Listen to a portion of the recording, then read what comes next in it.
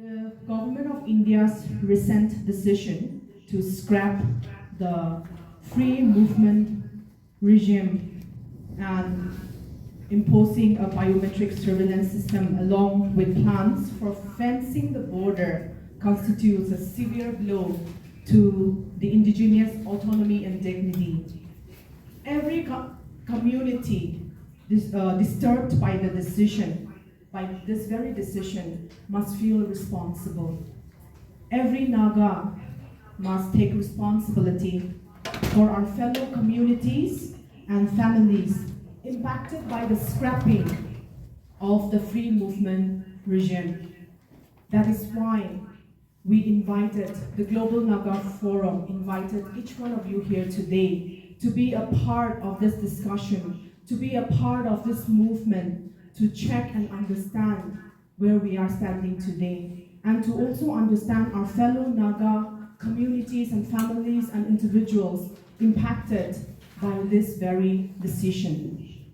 Today, in our program, we have participants representing universities and colleges, professors and students, PhD research scholars, civil society organizations, political parties, foreign embassy representation, media journalists, our very own Global Naga Forum, distinguished resource persons and discussants, Nagas across borders and divisions, and from all across the globe. Therefore, I am so grateful and privileged to be standing here and to chair this very first session. I now invite Mr. Chuba Ozukum, the convener of Global Naga Forum, to deliver the welcome address.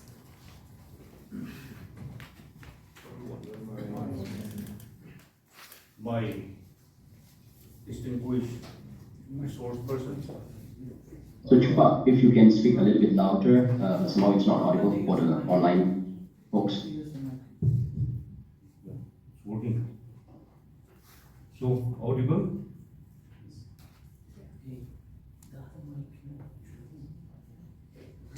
Still very, very low. Today's seminar is not just an academic discussion. It is a collective assertion of our history, our rights, and our future. The Indo-Myanmar border, thrown without the consent of the Naga people, continues to divide our ancestral lands in lives.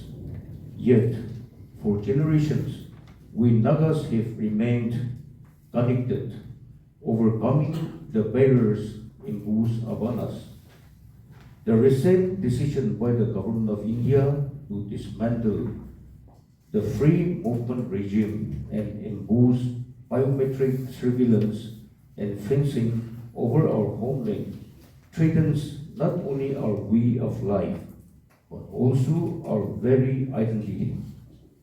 It disregards international standards of indigenous rights enshrined under instruments like the United Nations Declaration on the Rights of Indigenous Peoples. This seminar is a response, a united stand to critically examine the ethics of these policies, build solidarity among Naga communities across imposed borders, strategize a collective role for the state government, civil society, and all the stakeholders, and to release a joint declaration or recommendation affirming our stand against forced division, surveillance, and fencing in our homeland. I am confident that through today's deliberations, our voices will echo not just within our lanes, but across the world, reminding everyone that indigenous peoples will never surrender their rightful freedom.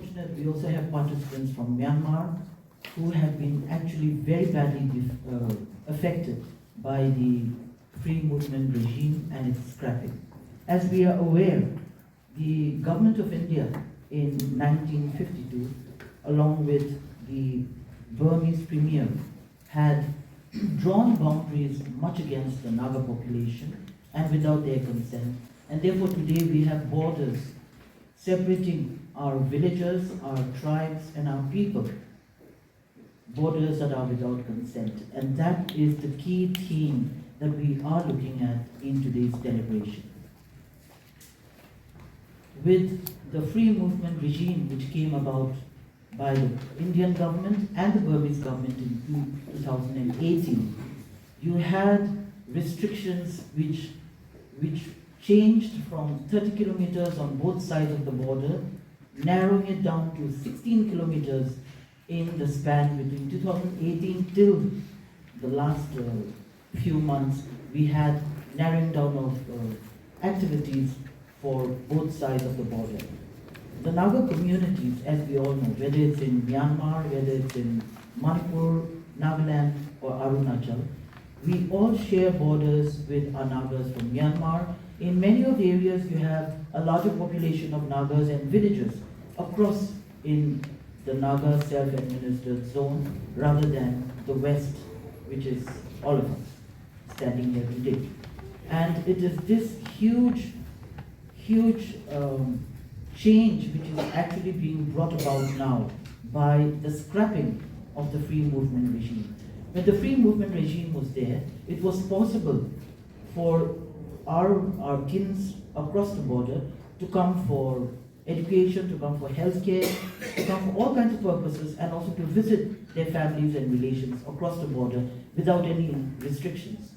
With the changing of the kilometers, it has narrowed down where many villagers who were beyond 16 kilometers could not visit each other.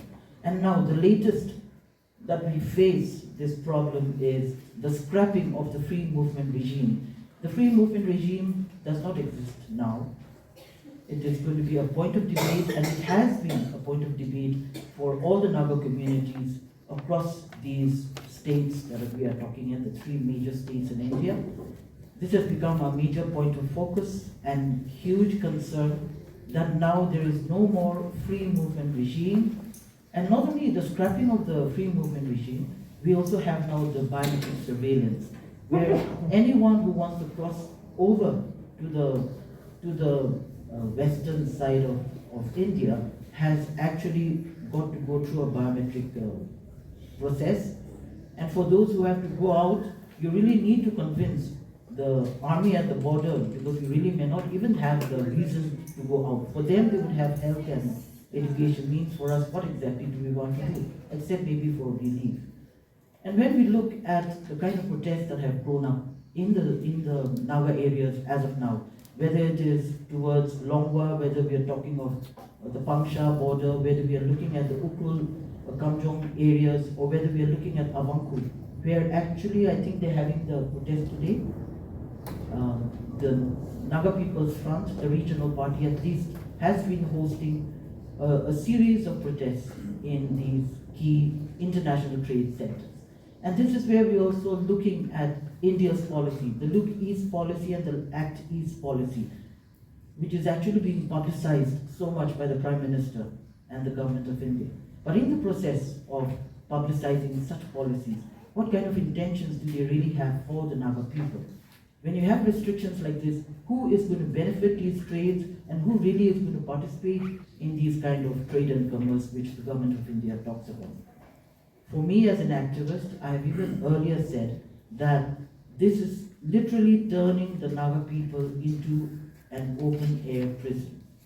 And it reminds us also of Gaza. It reminds us also of many other countries that have been fenced up with borders and walls like this. We cannot afford to do so, and we cannot afford to remain silent. And this has been one of the main concerns of the GNF, that we, despite the protests and despite the programs that are going on, that we bring intellectuals together and deliberate for the day as to what are the reasons why the government of India has said this, what are the impact of the scrapping of the FMR, what is it doing to our people and the economy and the future of the Nagas, whether it's politically, socially, or educationally. And as we all know, the living conditions of our Nagas in Myanmar are pathetic. Affected by the scrapping of the FMR, this will be delivered by Atimiu Jongs, who is the president of the Eastern Naga Students Association, Myanmar. Kindly take the stage. I also would like to extend my special thanks to the organizing committee of this very seminar for inviting us to this very program. Well, thank you so much. My name is Atimiu from Makuri, and I'll be speaking on behalf of Eastern Naga Students Association. In short, we call it INSA. So, first of all, let me highlight a little bit about the Nagas living there across the border. So, under Myanmar occupied Nagaland, we have more than 80 speaking dialect Nagas living there. But then right now, officially, the government of Myanmar has recognized 7 tribes, 7 Naga tribes in the eastern region, namely Dangshang Naga, Konyak Naga, Lainong, Khamnyon, Muguri, Para, and then Tangkul. So 7 tribes are being recognized by the government of Myanmar, and then there are also so many other sub-tribes. They are in the process of recognition.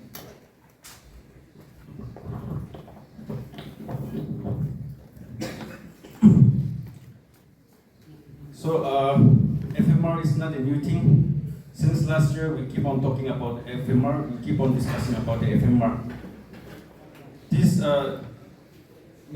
so-called international border, actually, since the time immemorial, we don't recognize it as an international border. We don't name it as a border or boundary. Actually, we just give the name of the mountain, we just give the name of the valleys.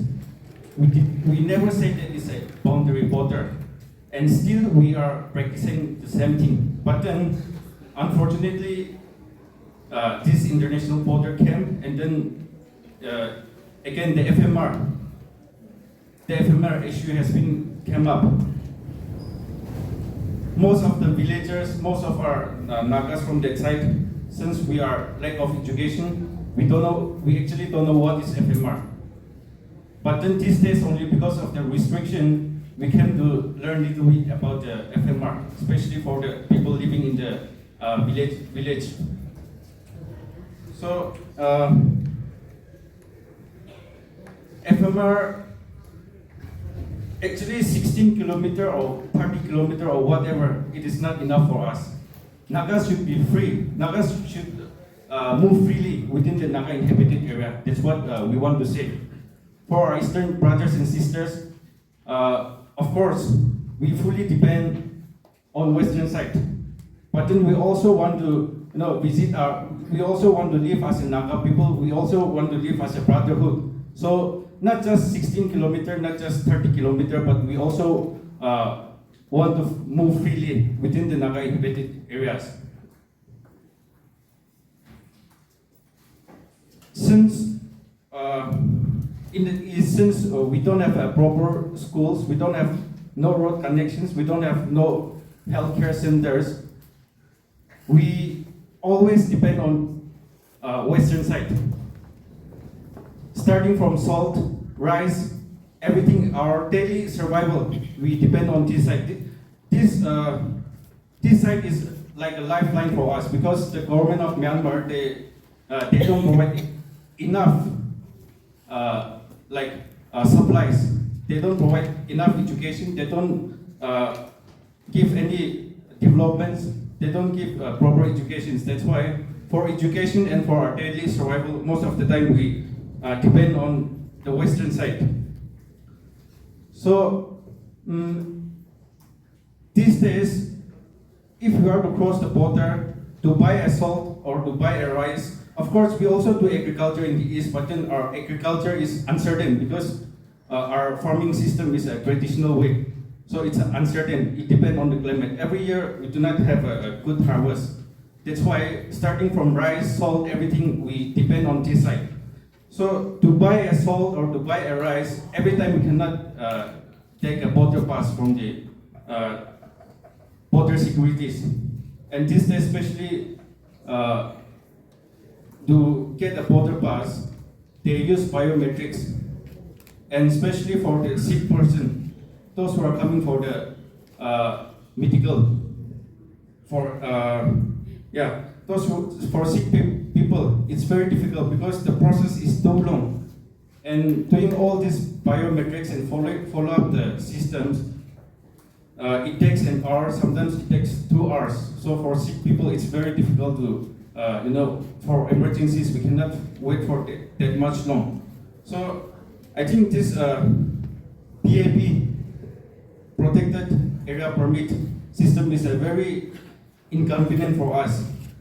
And like I've said, every time we cannot just, of course, every time we cross the border, every day, and for our daily needs, every day we used to cross the border. So for that, every day we cannot,